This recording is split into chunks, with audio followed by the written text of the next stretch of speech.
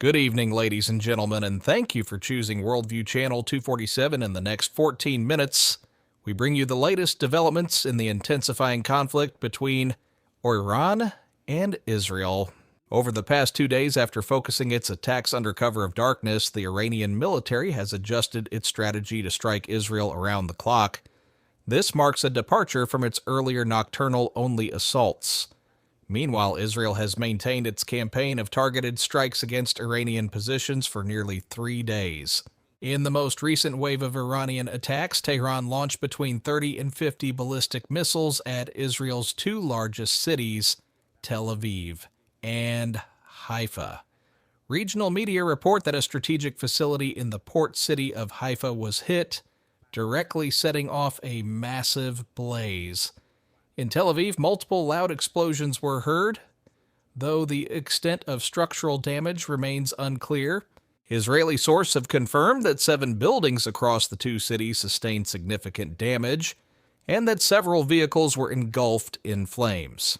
Initial reports indicate at least 15 people were injured in Haifa alone. Earlier today, Iran's Air Force also conducted its first daytime missile strike on Israel, launching dozens of ballistic projectiles that detonated over Tel Aviv and Haifa again, with undetermined material losses. Throughout June 15th, Iran carried out at least 3 major missile barrages, approximately 120 to 150 rockets targeting various Israeli locales from dawn until nearly midnight. In retaliation, the Israeli Air Force repeatedly struck multiple sites within Iran, using both manned fighter jets and unmanned aerial vehicles. Iranian state media confirmed that air defense batteries in Tehran and other provinces were activated to intercept Israeli ordnance. Numerous explosions were recorded in and around Tehran, although details concerning damage are still emerging. Conversely, Israeli media alleged that car bombs detonated within Tehran, killing several Iranian nuclear scientists. As artillery and airstrikes continue to intensify, senior leaders in both Israel and Iran have issued hardline statements warning of escalated reprisals and heavy costs for their adversaries. Since the early hours of June 13th, the two arch-rivals have engaged in a fierce exchange of fire, with explosions reported in both capitals Tel Aviv and Tehran.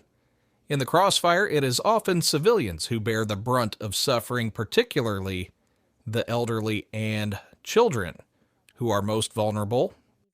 According to the Israel Defense Forces, more than 200 Israeli warplanes have released hundreds of bombs across numerous Iranian locations, shaking cities with thunderous blasts and rousing residents from sleep. Witnesses in Israel describe waking to towering plumes of smoke rushing to rooftops for a better view, and frantically contacting family members as sirens blared. In Tehran, residents recount moments of sheer terror. 37-year-old psychotherapist Sakiba was preparing for bed when the first bomb fell. "The sound was absolutely shocking," she said. "We were completely unprepared. It wasn't just one blast, there were several in quick succession. People all over the city and across the country were glued to their news feeds, but none of us expected this to actually happen." Journalist and women's rights advocate Zila Beniza echoed the sentiment. Although Israel claimed its primary targets were Iranian military installations, civilians were nonetheless caught in the damage. By the end of June 13th, casualty figures remained uncertain. Unofficial sources cited by Iran's Mehr news agency reported dozens killed and over 300 injured. Beniza recounted how her friend's family fled with their young child down stairwells, passing harrowing scenes of bloodied and burned victims. She said that residents near impacted zones are living in collective fear, especially the children who are traumatized by the incessant danger. On the Israeli home front, people were equally unprepared for the barrage of Iranian missiles that lit up the night sky from June 13th into June 14th. Air raid sirens sounded nationwide, and missiles exacted heavy tolls in several communities. 3 Israelis have been confirmed dead in the latest round of hostilities. Many describe this as the most intense confrontation between Israel and Iran since the inception of hostilities conducted via proxy forces. Firefighters in Tel Aviv worked around the clock rescuing those trapped in a high-rise apartment block.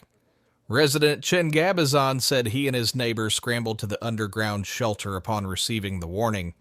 Within minutes, we heard an enormous explosion. The whole building shook and dust filled the air.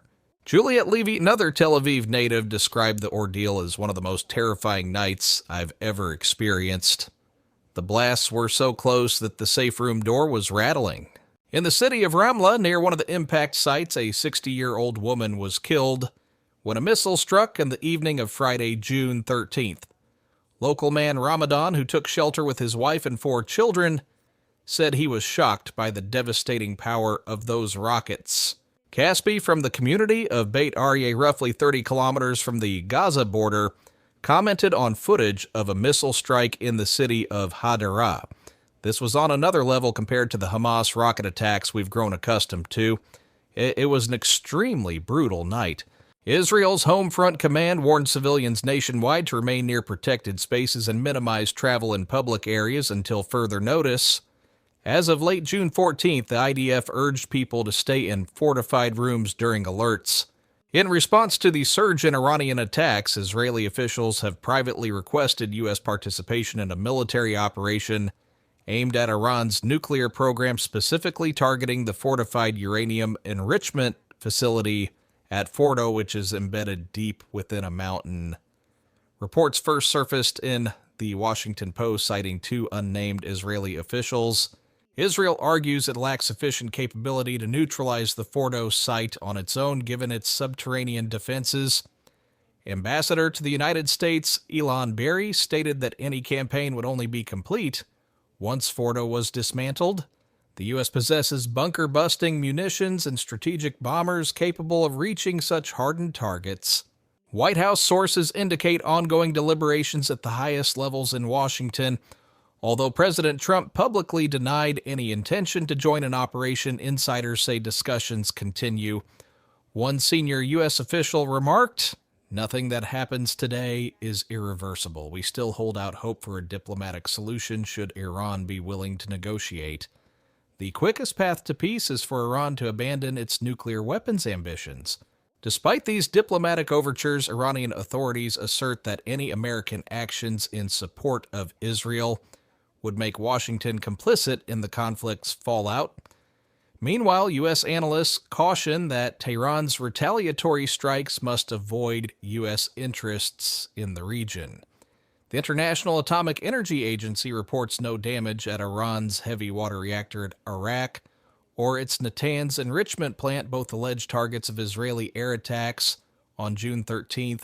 According to the Times of Israel, the IDF claims it has completed several major strikes on sites related to Iran's nuclear weapons project, including the Defense Ministry complex and the Central Command for Iran's atomic program, as well as storage facilities for nuclear materials. In reprisal for the latest Israeli bombing raids, Iran launched additional volleys of missiles and drones. Early on June 15th, the Israel Fire and Rescue Authority confirms damage to multiple structures in central Israel during this assault. Meanwhile, U.S. intelligence sources reveal that Iran's leadership was caught off guard by Israel's preemptive strike, which occurred just days before a scheduled round of nuclear negotiations in Oman on June 15th. Iranian officials dismissing pre-attack warnings as Israeli propaganda intended to pressure Tehran on its nuclear program failed to take sufficient protective measures. Senior Revolutionary Guard Aerospace Commander General Amir Ali Hazizadeh and several top aides reportedly ignored directives to remain at secure facilities, choosing instead to convene at their Tehran headquarters where they were killed in the Israeli strike.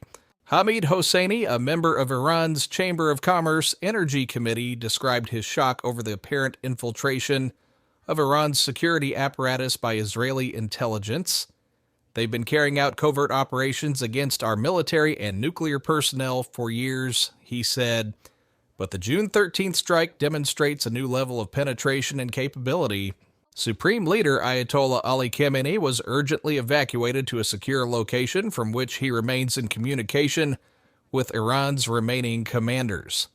In a televised address, Khamenei declared that Israel had declared war on Iran, vowing that the subsequent confrontations would determine the fate of both nations.